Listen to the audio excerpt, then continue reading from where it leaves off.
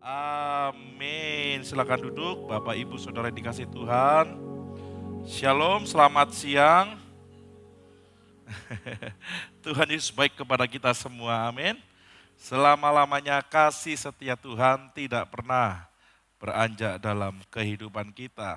Oke, di ibadah yang kedua ini saya langsung saja untuk menyampaikan firman Tuhan.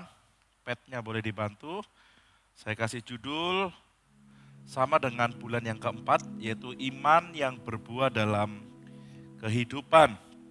Refleksi pribadinya, kita tanya dulu dalam diri kita masing-masing, dan kita jawab, apakah iman kita saat ini, boleh dibantu klik, masih menuntun kita untuk terus mengalami pertumbuhan yang menjadikan kita serupa dengan Kristus, atau justru karena iman kita sekarang kita merasa nyaman dalam keadaan yang tidak ada perubahan. Ya, setiap manusia ini selalu ingin berubah, selalu ingin maju, tidak mundur. Selalu ingin menjadi lebih baik dari hari ke hari, normal itu. Tapi pertanyaannya, apakah keinginan kita ini selaras dengan firman Tuhan? Apakah iman yang sudah ada dalam hidup kita ini membuat kita makin serupa dengan Dia dari hari ke hari, atau justru kita merasa nggak usah deh, saya sudah cukup, saya sudah baik, saya sudah dalam versi atau mode terbaik saya. Nah, kita tanya dalam diri kita sama-sama ya, karena iman yang berbuah adalah iman yang nyata, tidak hanya sekedar keyakinan yang ada di dalam hati, tapi itu mengubahkan cara hidup kita supaya kita belajar berjalan dalam kehendak Tuhan.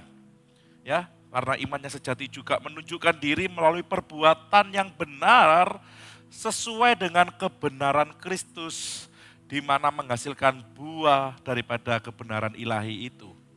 Jadi bukan karena kebenaran secara moralitas manusia, tapi kebenaran yang kita lakukan dasarnya adalah kebenaran Kristus.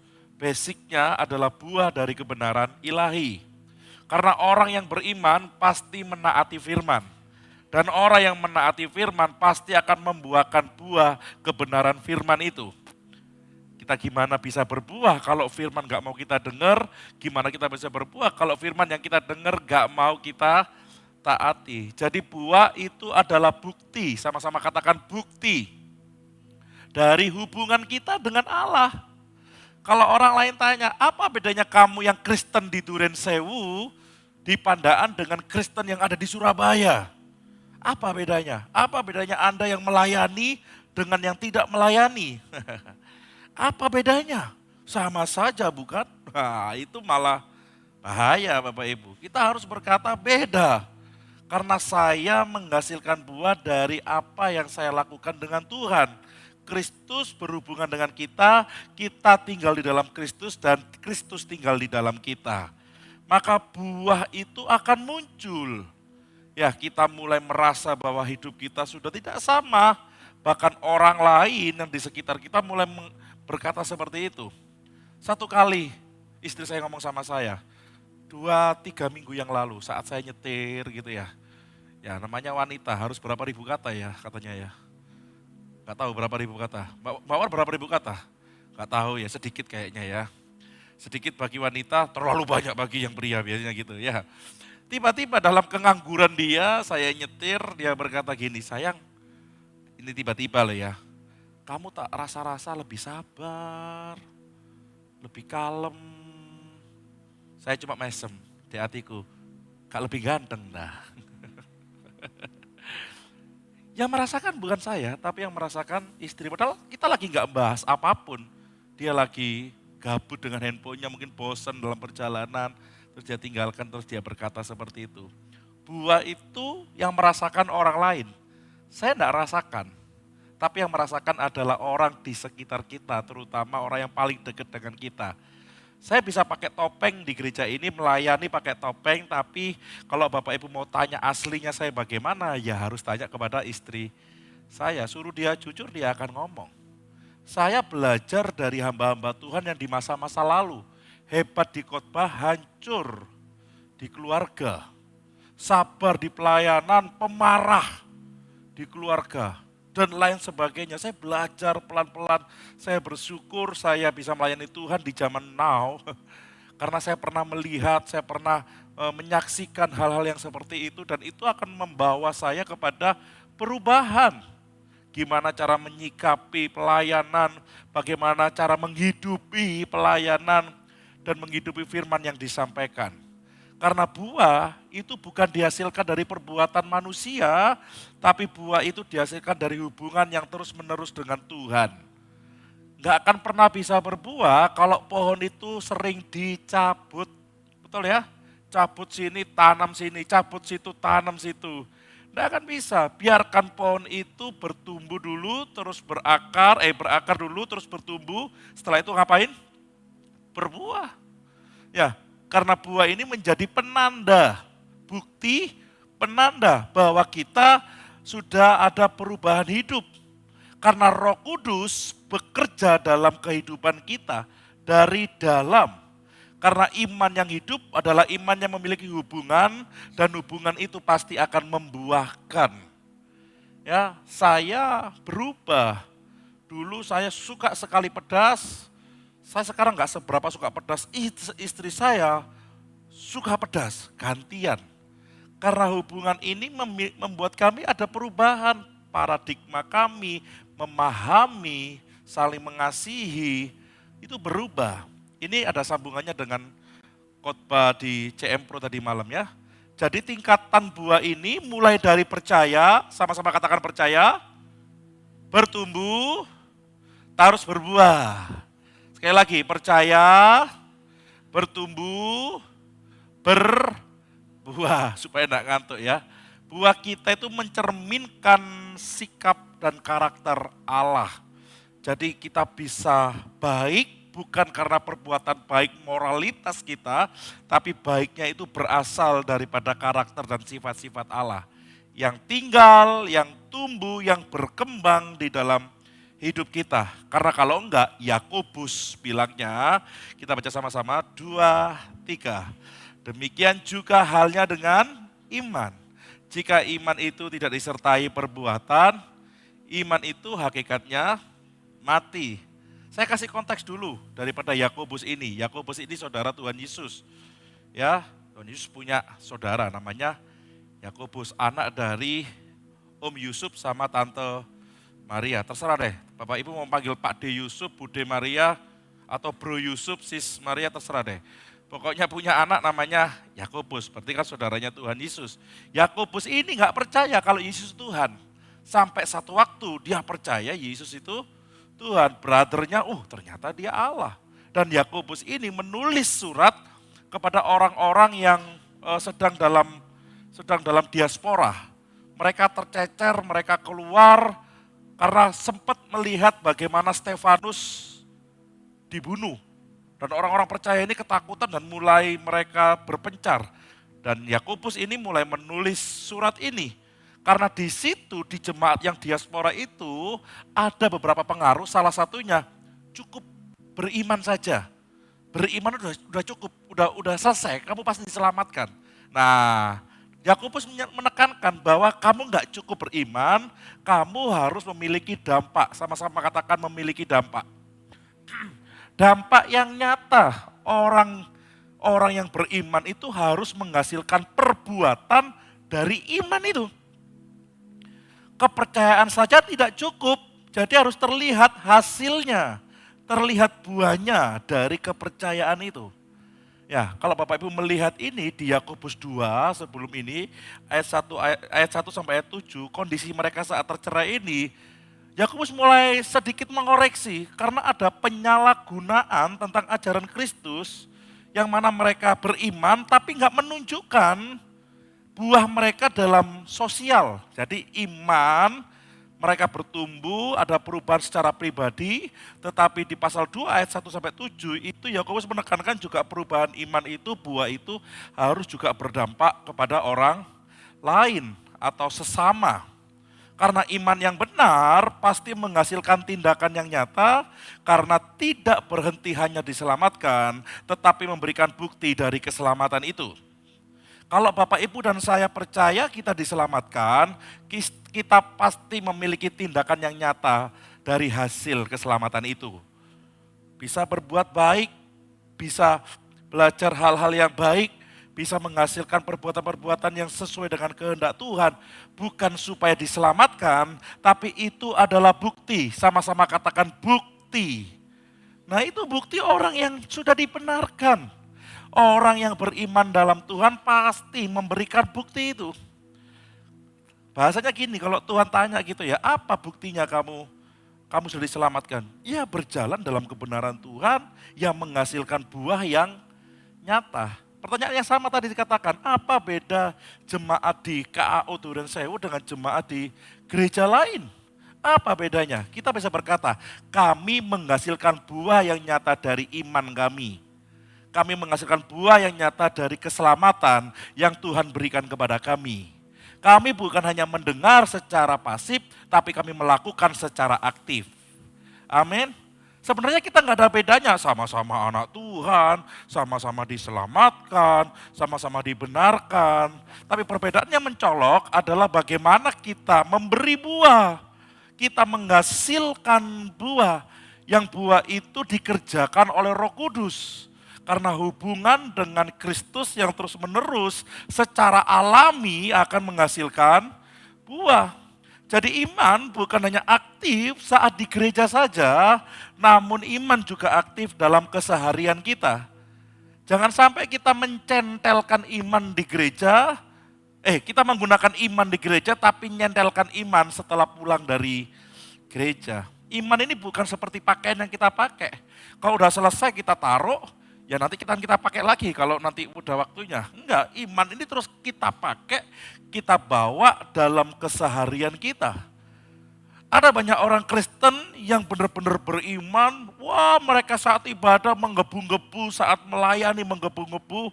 Mereka berkata, ya saya ini orang Kristen, saya mau menunjukkan iman kepada orang lain. Saya mau menunjukkan bahwa saya jemaat KAO ini kalau beribadah dengan sungguh-sungguh. Tetapi di luar gereja, imannya mulai ditaruh. Oke, saya pebisnis, yuk gimana yuk. Kong kali kong yuk, nepotisme yuk, korupsi yuk, kolusi yuk, dan lain sebagainya. Nggak bisa, perbuatan iman ini harus kita pakai dalam kehidupan sehari-hari. Yakobus tadi ngomong apa? Kalau iman tanpa perbuatan, hakikatnya apa? Mati. Dalam kata lain, mati ini kehilangan makna. Sama-sama katakan kehilangan makna. Karena iman ini dinamis, bergerak, bertumbuh. Yang mendorong manusia untuk hidup sesuai dengan kehendak Tuhan dan diwujudkan dalam kehidupan nyata sehari-hari. Jadi iman bukan hanya stay, bukan hanya diem, bukan hanya ya dari dulu sekarang ya sampai selamanya seperti itu, tapi iman ini bertumbuh. Pengenalan kita akan Tuhan bertumbuh, terus kesetiaan kita akan bertumbuh, semuanya progres secara alami. Anak sekolah minggu tadi yang didoakan, mereka cuma tahu tentang siapa Daud. Ada Daud, tapi mereka tidak kenal imannya Daud. Mereka tahu siapa Tuhan Yesus, tapi mereka belum mengenal siapa Kristus sesungguhnya. Tapi selama mereka bertumbuh terus, mereka dekat dengan Tuhan, ada dalam lingkungan gereja, mereka setia beribadah. Saya yakin iman mereka dengan umur mereka sama-sama akan bertumbuh. Iman mereka nanti kalau sudah dewasa nggak seperti iman sekolah minggu. Sama dengan kita, iman kita nggak sama dengan iman sekolah minggu, betul nggak kira-kira Bapak Ibu? Karena kenapa? Karena sesuai dengan pertumbuhan usia kita, bertambahnya usia kita, maka bertambah pula pengenalan pengetahuan akan Tuhan. Dan dari pengenalan pengetahuan akan Tuhan itu akan menimbulkan buah, ibarat tadi pagi. Dan dari buah ini kita justru makin mengenal siapa Tuhan. Ini siklusnya seperti itu. Makin kenal Tuhan, makin berbuah, makin kenal Tuhan. Terus seperti itu, ya. Sehingga benar-benar Yakobus ini berkata bahwa imanmu itu bukan hanya kamu taruh, imanmu itu bukan iman yang pasif, tapi imanmu adalah iman yang bergerak, iman yang aktif, iman yang menghasilkan buah yang nyata. Pertanyaan saya, apa bedanya orang Kristen sama bukan Kristen? Apa bedanya Bapak Ibu? Sama-sama makan nasi. Mungkin orang Kristen hanya makan roti perjamuan Pak Riko. Kita semua makan nasi, kita semua kerja di tempat yang sama. Pertanyaannya apa bedanya? Coba ada yang bisa jawab Bapak Ibu. Apa beda Anda dengan orang yang tidak mengenal Tuhan? Yang mahasiswa tanya, sama ya Om ya? Sama. Apa bedanya? Bingung kan kita, oh apa bedanya? Oh pakai kalung salib, pakai anting salib, terus pakai apa lagi Bapak Ibu? Pakai tanda di dahi salib, pakai tato Kristen, nggak bisa kayak gitu. Bedanya kita adalah kita berbuah, menghasilkan sebuah tindakan yang timbul dari dalam persekutuan kita dengan Kristus dan hasilnya terlihat nyata. Kita lebih baik dari mereka bukan karena hal-hal yang lain, tapi karena Kristus hidup di dalam kita. Kalau enggak, orang enggak akan tahu bedanya kita Kristen atau bukan. Satu kali saya sama istri ikut acara di persekutuan perkumpulannya para salon ya, orang-orang salon Bapak Ibu. Ada 4 atau 5 bis waktu itu di Bali, banyak banget orang. Ngobrol-ngobrol lah kita, sedikit yang tahu saya pendeta, cuma 2-3 orang saja teman dekatnya istri, yang lain gak ada yang tahu karena itu dari seluruh Indonesia.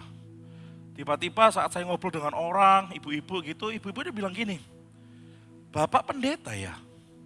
Saya tanya, enggak lah Bu, saya ini suaminya istri saya bilang gitu. Iya saya tahu, Bapak pasti suaminya istrinya Bapak, tapi Bapak ini pendeta. Kok bisa Ibu ngomong kayak gitu? Kelihatan Pak. Kemarin-kemarin saat ngobrol dengan teman-teman yang lain, saat Bapak bertindak, berperilaku dengan yang lain, bahkan sampai sekarang ini kita nunggu bis, kelihatan kalau Bapak ini Kristen. Padahal saya lagi gak bahasa roh. Padahal saya gak lagi baca Alkitab. Saya lagi diem aja nunggu bis, ya ampun, bis ini cek lama ya panas lagi di Bali kan gitu ya. Tapi orang itu mendekati saya Bapak Kristen ya. Kelihatan Pak dari pribadinya. Nah pertanyaan kita, kalau kita nggak menggunakan atribut kekristenan, bagaimana orang bisa mendeteksi kita kalau kita anak Tuhan? Dari apa? Buah, nggak ada lagi. Tuhan kan berkata, kalau kamu kepingin tahu seseorang, kamu harus tahu dari buahnya. Karena ibadah bisa ditiru, tapi buah tidak bisa ditiru. Ya, saya ulangi lagi, ibadah bisa ditiru, tapi buah tidak bisa ditiru. Nggak bisa. Karena itu muncul secara alami. Ayat yang terakhir. Kita baca sama-sama, Filipi 1 ayat 9 sampai 11. 2, 3. Inilah doaku, semoga kasihmu makin melimpah dengan pengetahuan yang benar dan dalam segala macam pengertian. Sehingga kamu dapat memilih apa yang baik, supaya kamu suci dan tak bercacat menjelang hari Kristus. Penuh dengan buah kebenaran yang dikerjakan oleh Yesus Kristus untuk memuliakan dan memuji Allah. TB2 ngatakannya seperti ini. Jadi kembali lagi saya ingatkan, buah yang kita timbulkan bukanlah usaha kita, tapi itu adalah karya Yesus Kristus yang ada dalam kita. Dan buah itu tujuannya bukan supaya kita dipermuliakan, tetapi Tuhan dipermuliakan. Amin. Tadi saat istri saya bilang, kamu kok tambah sabar, kamu kok tambah kalem. Saya gak langsung gede kepalanya Bapak Ibu. Saya cuma ngomong, ya puji Tuhan lah. Kalau kamu menilai seperti itu, tapi saya gak tahu lagi ya. Ya saya merasakan. Ya tujuan daripada perubahan kita, tujuan daripada buah kita adalah Allah dimuliakan. Karena memang itu yang Yesus kerjakan dalam diri manusia. Ya, saya kasih konteks dulu ya di Filipi ini ya. Mereka ini jemaat yang dekat dengan Paulus. Mereka ini yang mendukung Paulus. Baik secara moral maupun material. Doa, finansial, kalau Bapak Ibu lihat di pasal yang keempat itu ada beberapa tulisan di situ ya. Paulus ini menyusun surat ini bukan untuk menegur jemaat yang ada di Filipi, beda sama yang di Kolose tadi. Tapi Paulus menulis surat ini mendorong pertumbuhan mereka, supaya iman mereka bertumbuh dalam kasih dan pengetahuan, di mana mereka menghasilkan buah kebenaran yang dinyatakan dalam kehidupan sehari-hari. Kalau tadi ditegur, kalau yang sekarang apa Bapak Ibu? Didorong. Karena sudah memiliki iman yang baik, tapi Paulus berkata jangan berhenti di situ. Kamu harus menghasilkan buah, di mana buah itu dikerjakan oleh Yesus Kristus. Dikatakan di sini kasihmu makin melimpah. Kasih yang dimaksud di sini bukan sekedar perasaan, sama-sama katakan bukan sekedar perasaan. Nah, CM Pro tadi malam kan gitu. Ya, tetapi adalah sebuah tindakan yang aktif berasal dari hubungan dengan Kristus. Saya bisa mengasihi istri, saya bisa mengasihi sesama bukan karena perasaan saya, bukan karena emosi saya, tetapi itu dorongan dari hubungan saya dengan Kristus. Kalau kita mengasihi orang berdasarkan perasaan, wah hancur mina Bapak Ibu. Saat orang yang harus kita kasih menyakiti kita bagaimana? Karena kasih di dalam Kristus bukanlah kasih timbal balik, tetapi kasih yang saling berkorban. Saya ulangi, kasih di dalam Kristus bukan kasih timbal balik, tetapi kasih yang saling berkorban. Makanya kasih ini harus sumbernya dari Kristus sendiri, dari Yesus.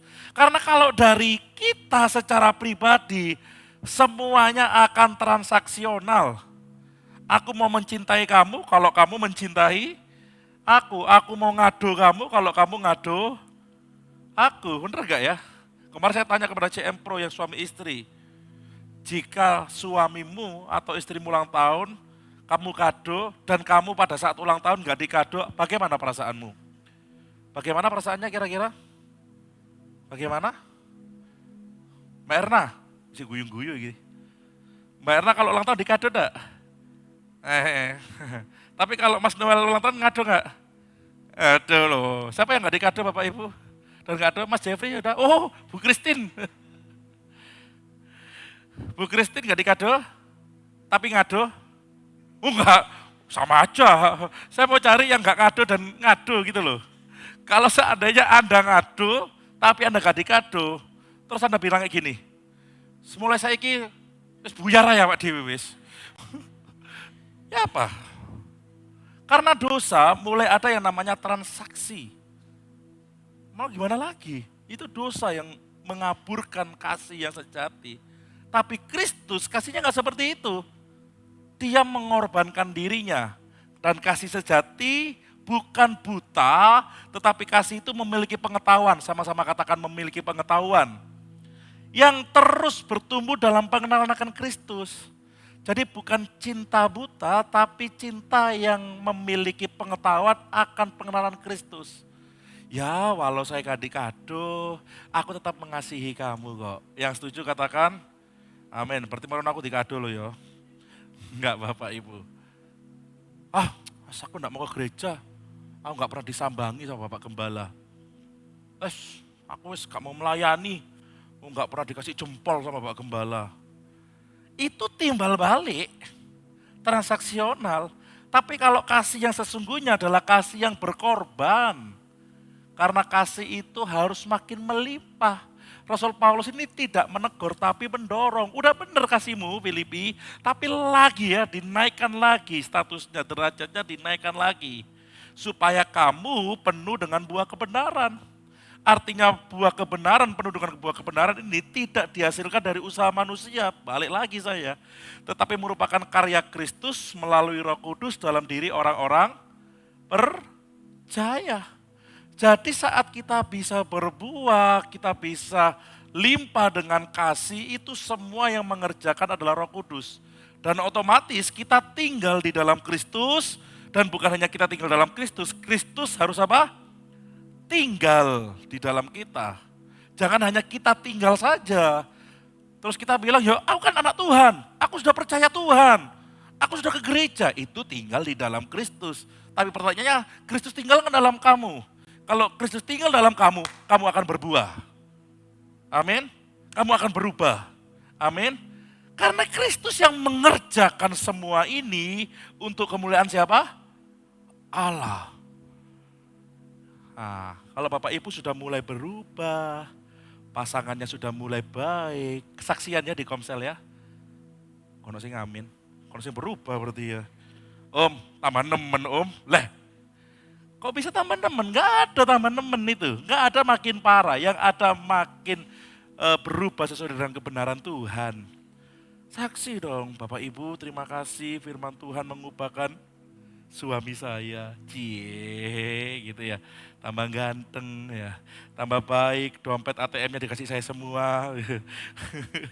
Dan lain sebagainya. Enggak, ada perubahan. Disaksikan supaya suami juga, iya. Ternyata istriku menikmati, suamiku menikmati, anakku menikmati, orang tuaku juga menikmati perubahan yang ada. Ya, slide yang terakhir ya. Pemain musik bisa bersiap. Orang Kristen yang berbuah adalah mereka yang pertama sama-sama katakan 2, 3.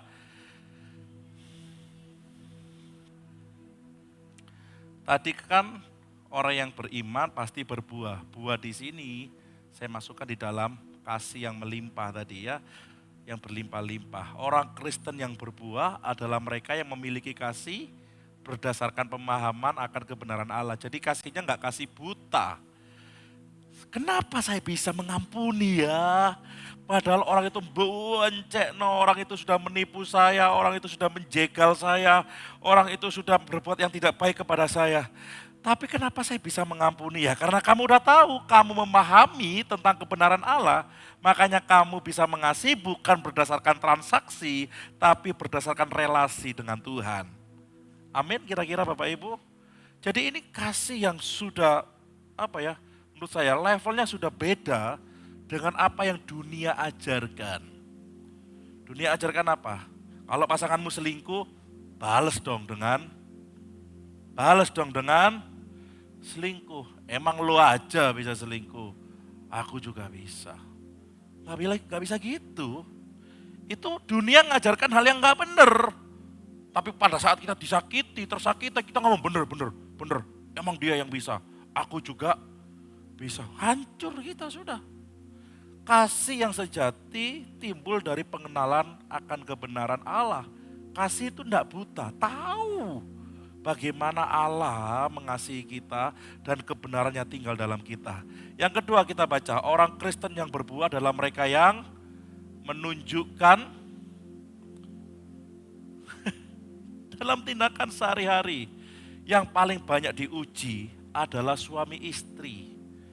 Siapa yang suami istri satu hari gak pernah bertengkar sama sekali bisa angkat tangan?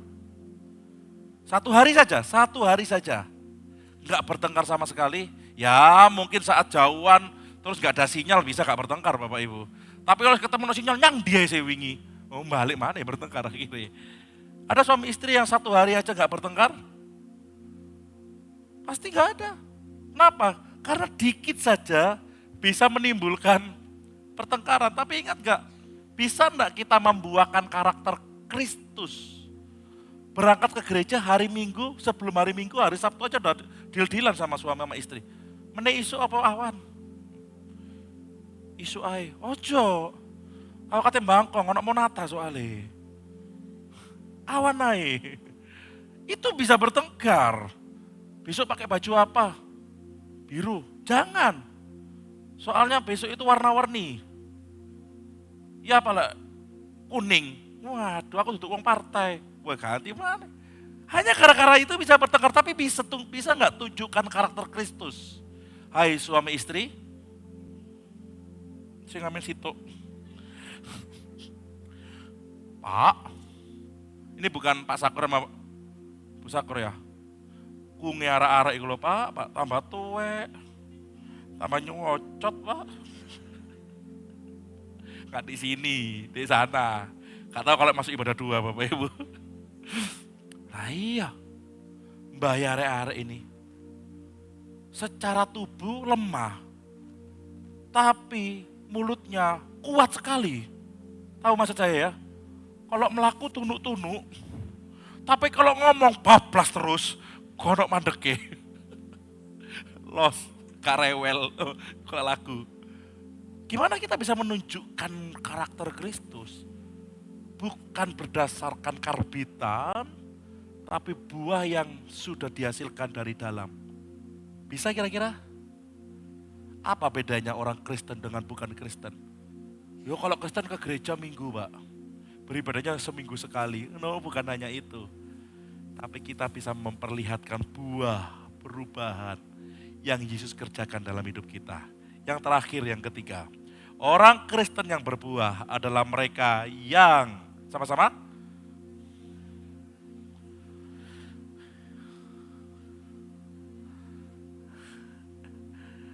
Amin. Hubungannya dengan Allah memberikan apa? Pertumbuhan rohani. Alami. Enggak dipaksa, enggak dikarbit. Saya makin hari makin belajar firman Tuhan. Makin saya jadwal diri saya untuk bikin khotbah, makin tidak ada waktu. Satu kali khotbah, satu saja, satu hari, kalau satu kali khotbah selama seminggu, satu hari saya bisa menghabiskan waktu 4 jam hanya untuk meneliti bagian yang pertama. Terus untuk satu kali khotbah itu, saya bisa menghabiskan 4 jam yang kedua, hari yang selanjutnya. Terus baru untuk finalisasi, saya bisa menghabiskan 4 jam yang ketiga untuk satu kali khotbah. Itu pun yang terakhir ini bisa lebih sampai 6 jam. Tergantung kecepatan saya bagaimana. Kalau 2 kali khotbah berarti kan 24 jam. Kalau 3 kali khotbah berarti 36 jam. Saya punya kegiatan ini, kegiatan itu. Tapi tahu enggak, dari saya memahami pelan-pelan firman Tuhan, saya mengubah cara saya. Boleh di-close kok, Nak? Sudah selesai. Saya mengubah cara saya banyak baca, saya banyak download. Saya makin gini, ini yang mengubahkan saya. Bukan apa yang saya sampaikan yang bagus, tapi apa yang saya pahami dalam diri saya, Kristus tinggal berdiam dalam diri saya, mengubahkan hati saya, pikiran saya, sehingga apa yang saya sampaikan bukan berdasarkan kemampuan saya, tapi berdasarkan buah yang Yesus kerjakan dalam hidup saya. Sama dengan Bapak Ibu, untuk memahami firman Tuhan itu perlu pengorbanan. Apalagi yang ibadah dua, ono sing ngantuk, merem-merem titik, ono sing ke belakang, iku ngantuk paling wis anggap, wah ini paling Bapak Ibu. Wis mulet-mulet paling bisa ya. Atau bikin kopi di sebelah.